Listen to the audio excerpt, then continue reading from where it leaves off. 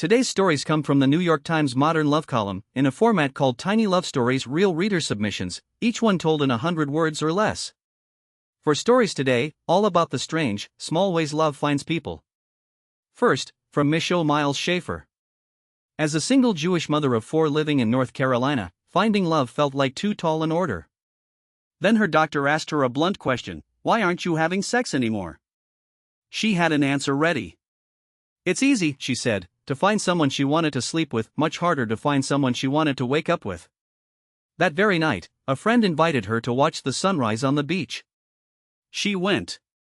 Then she went again the next morning, and the next, for mornings in a row, unbrushed teeth, coffee in hand, hours of talking. They realized they'd found the person they wanted to wake up with. Sleeping together came after. Love, she says, arose and surprised them both. Next, from Mira Rao. 2 years after she moved to America as a young bride, her father died unexpectedly back in India. She flew home in shock, and by coincidence, her birthday fell during that visit spent in her childhood home, with little to celebrate. After the funeral rituals were complete, she returned to California feeling hollow. The next day, she opened her mail and found a lavender envelope with Indian stamps. It was a birthday card from her father, mailed 2 days before he died, carrying his love and his blessing to her from beyond. Then, Stephen Fisher's story. Sitting in his father's suburban backyard, he warned his boyfriend, Tom, before bringing him home for the first time. Tom was alarmed by the screaming coming from inside the house, Stephen's stepmother and her 100-year-old mother tearing into each other, reopening old wounds. Stephen was used to it. Tom wasn't. There's a saying that when you marry someone, you marry their family. Tom's family was wonderful. Stephen's was turbulent. Would Tom stay after witnessing that chaos?